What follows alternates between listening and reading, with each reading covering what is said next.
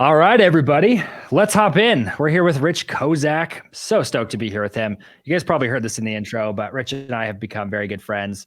I'm going to break the secret here. He's one of the only clients we've ever let ride in my truck with me. So the secret is out, Rich. Don't tell my lawyer. The story behind this, guys, is that our lawyers are like, whenever we do an event, like, don't let anybody ride in your car with you.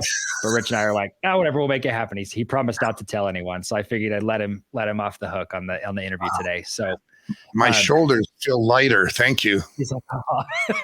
You don't have to lie to your wife anymore. You can tell your wife.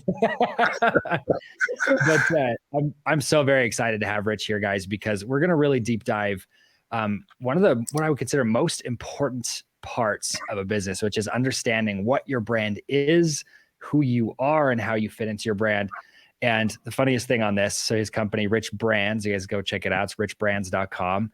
My team thinks it's .org. Yep.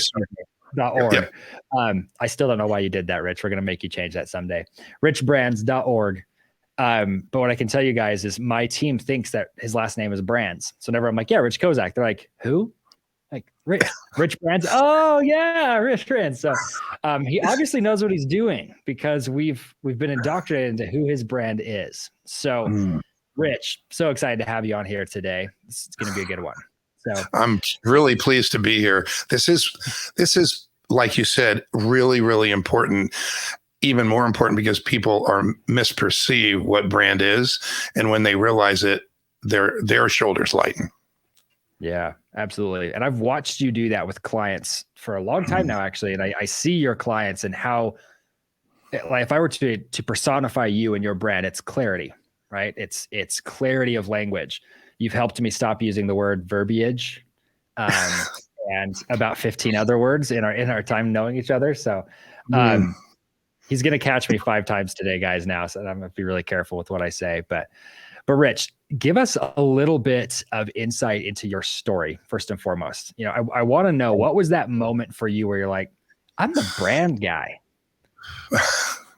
Well, I've been 2 brand guys. So the aha moment was on the second one. Frankly, for 46 years, I have been creating and defining and languaging brands and launching them. And the largest chunk of my career was about 20 years as the executive vice president of what you might call a high tech, like the clients were technology products many times, ad agency, or actually an integrated marketing communications firm. So we did everything in marketing execution, but in the beginning of the year or the beginning of the relationship, we would focus on the brand that they brought us in signing us, and whether it was being perceived correctly, whether it was being misperceived, whether they were thinking they were one thing and the world was thinking they were something else.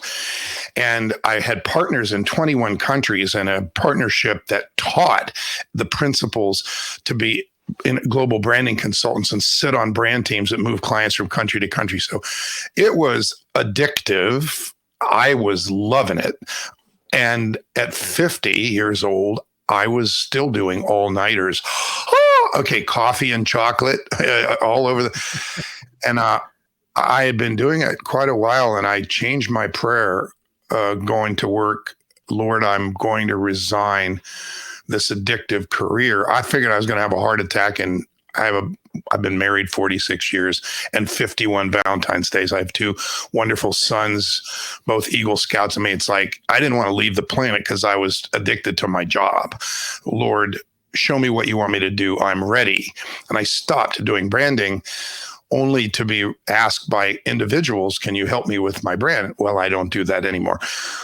No, you still do it. You just don't charge for it, kind of thing. So the second phase of Rich in branding was realizing that if there were an aha moment, it was sitting in the choir loft. I guess I was listening to a message, and I realized what I was doing with individuals. This was about 8 years ago.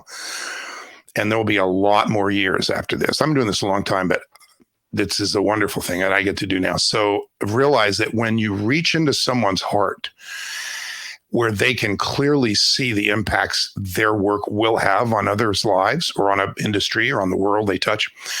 If it's in their heart and they can clearly see it, even if they're not making those impacts, and we write those things down, who and what are the levels of impacts, you can define the brand you must become to make those impacts. And if it's in their heart, they didn't come up with their, I can help a plum, or, it came from their heart. Who put that in there?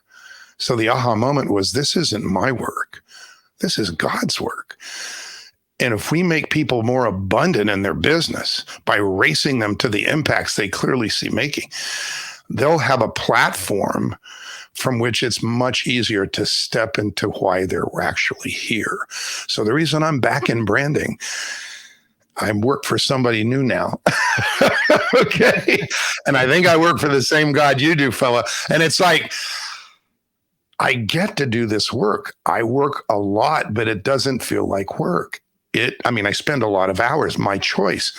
It feels like love, because clarity, and I'll go back to your comment, when you build a foundation of clarity for an individual and what they say they do and the impacts that they clearly see, and you painting a picture for those people, this is what we see for you. When you do that with a foundation of clarity, you become a magnet, and everything your brand says and does aligns. Come on. Yeah. And you feel comfortable with your brand, which hasn't been slapped on you. It's come from you. And it's purely you, your umbrella brand that is named and titled for whatever you are, that makes you unique. That is a unique and defensible positioning. Who knew that? Who knows it? Very few people know there's even a thing of impact-driven branding, or 7 steps to ensure your brand impacts people's lives in the world. They just don't know, because the world doesn't teach branding. It sells marketing using the word brand. Hey, this will be good for your brand. Or, well, your niche and your essence is a function of your micro, whatever. It's like, it's entrancing language made to entrance you and sell branding, but they don't teach it. When you get this, you are the champion of your own brand. Heck, you can teach this to your children to help them guide their lives. It's remarkable. So I get to do it. Well, and I love that. And, Rich, this is one of the reasons I'm really glad you're able to tell that story, because that was one of the things that made me resonate with you most when we first met. Is I'm like, this is a calling for you, right? And that's how I feel about what I do as well. And truthfully, the vehicle isn't, I don't know how to even put this, other than, you could be doing something other than branding, doing this exact same calling, but you found that that's where your calling and your skill set have met in a way that, you feel like, this is what I'm meant to do. This is what, you and I believe it's God, right? We believe God put us specifically to solve this problem. I believe my journey prepared me perfectly to do this. There's no doubt in my mind, this is what I get to do. And I'm touching a lot of lives, and I'll be touching a lot more. I've been hiding, but not anymore. Not anymore. You're here. You're not hiding at all. I'm not hiding. So that actually kind of dovetails into another question I had for you, because, you've worked with a lot of different brands. I'm just going to say brands, but you've worked with a lot of different people. And these people I've met a lot of your clients now, and a lot of them are what I would consider, they're the next generation, right? So they've already done something big, been very successful in one career or another, but they're ready to step into that legacy play, right? And they say it's about the impact. Use the word impact. I like the word legacy. They're ready to make an impact. What about the people who don't know what that's going to be? Because I know we've worked with a lot of people. I've worked with a ton of people who they're still trying to figure out how they're going to serve the world. They don't know what that calling is yet. How do you help people find that in particular? That's a tremendous question. So I'm going to answer 2 questions. When someone is in their in their 40s or 50s or 60s, and they struggle with like, well, what is my brand? Well, I did this, but I want to do this now. How do I? You might need to edit that out. My system, all my computers just went black, and I had to push a button. So you'll need to edit that. I'm so sorry. Okay. I'll pick it back up. So if they have a few decades on them, then they know what brings them joy. And asking them the question, hey, close your eyes and imagine the way that when you're doing what you love doing, how that impacts people's lives, and ask your heart to give you a person that you can impact, that you can help, and you really want to.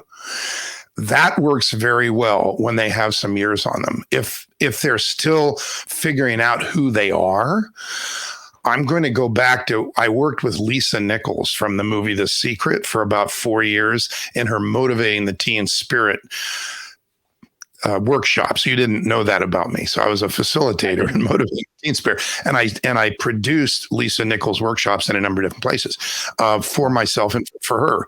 I ran and produced the workshops. And I created a curriculum of my own called Empowered Youth Day, which is a 1-day life lessons, life skills workshop.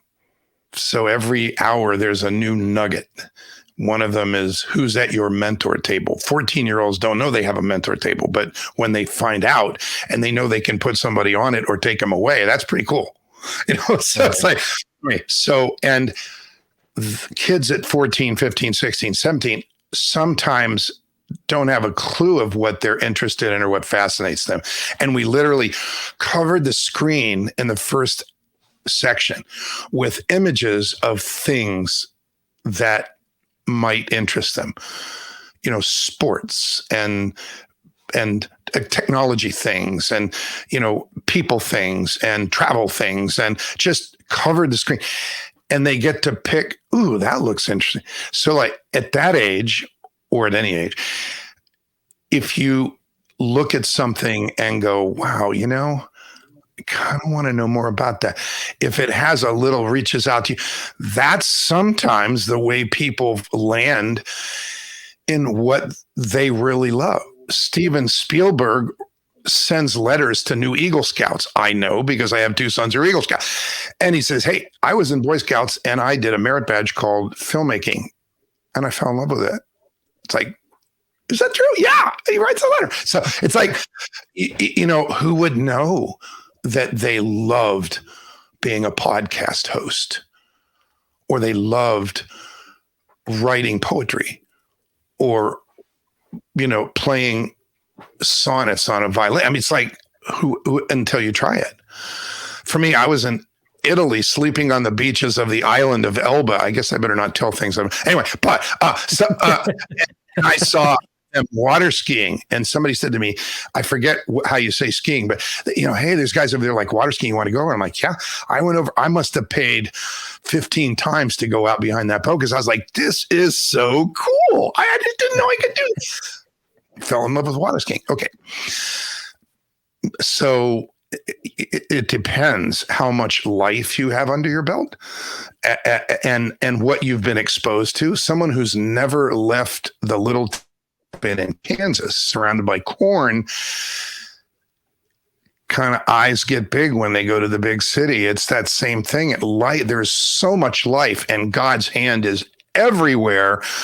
Something will fall into your heart.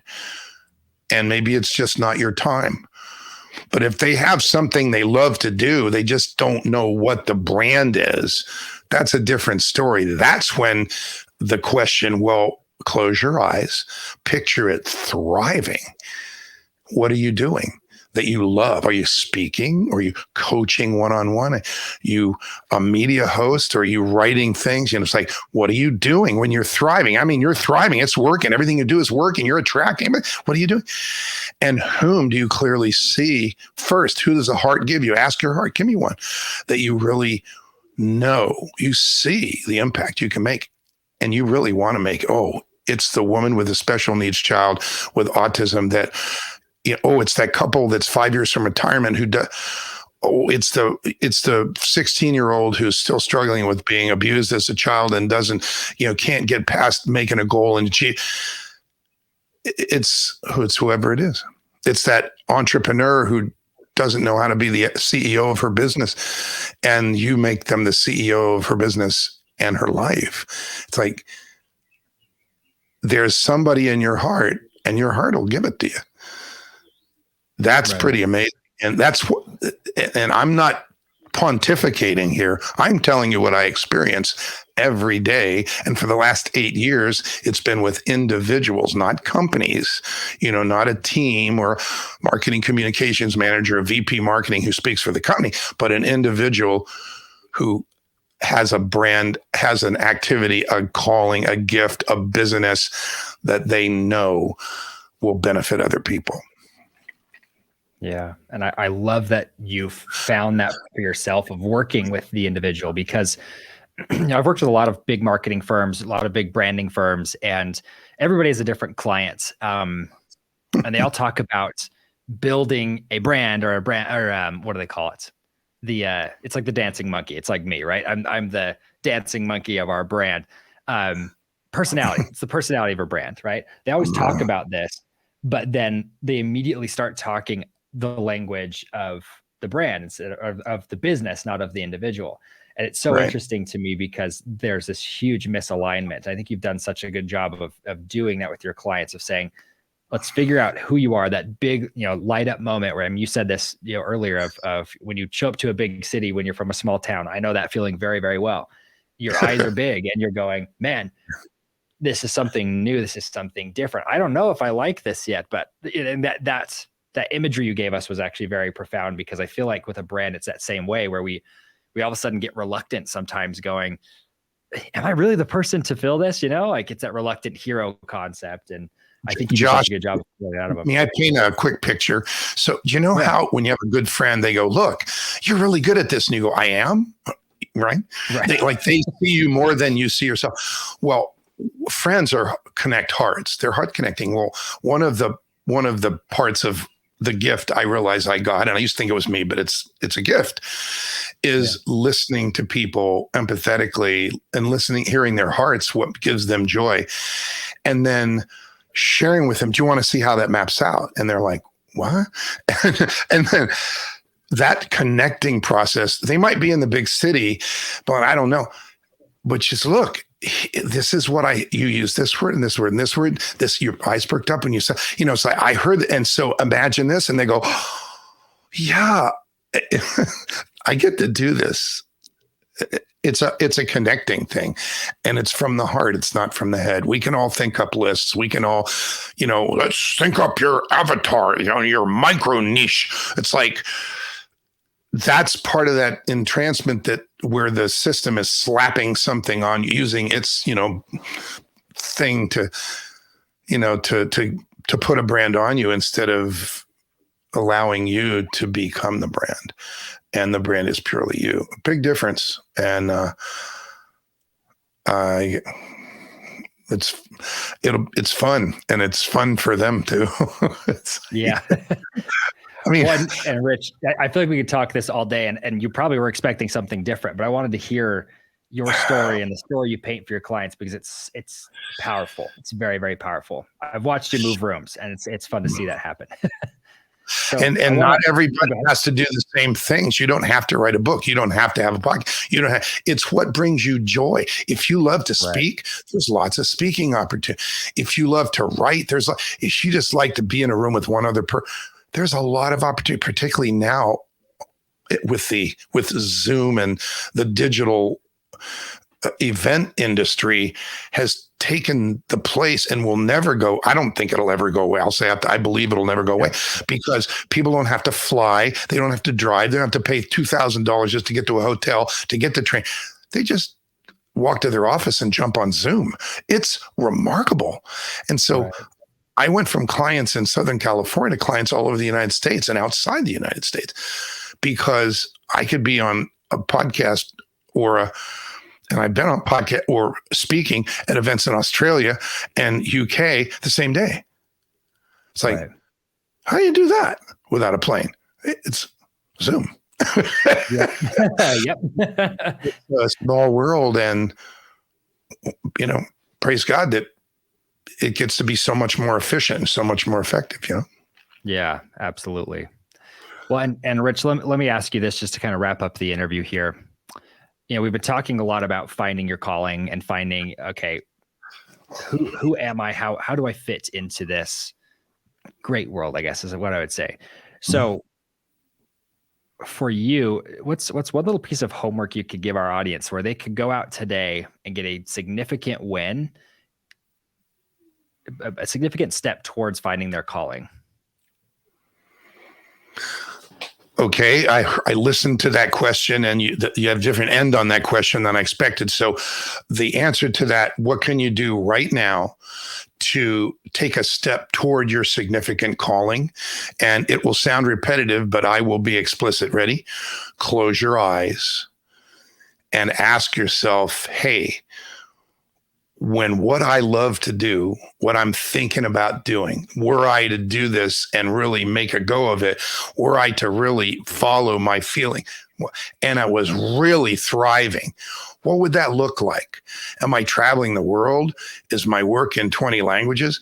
Am I just developing a clientele that are friends for the rest of my life 20 miles from my home? Think about it. What does it look like? Use the power of your imagination to imagine thriving, doing what you love. And don't think about doing something you don't want to do. Think about something that brings you joy. It might be one aspect of something that you love, it brings you joy, but all the rest, it has to, you don't like that. Okay, we'll get other people to do that. That's the world. It's okay. You get to do what brings you joy. And now that you have a picture of that in your mind's eye, you ask yourself, whom will that really help? What person, and ask your heart, do I clearly see? I mean, in your mind's eye, impacting when you're thriving, and you really want to impact them. It'll come from your heart. Just ask your heart for one at a time, because you can't do 20, just one. And write it down and kind of describe what is it about them that makes it perfect. The fact that a woman has a special needs child and she's a single mom is really important. The fact that people haven't done their homework to save what they should have saved for retirement. What is it? What makes them the ones that you can really impact?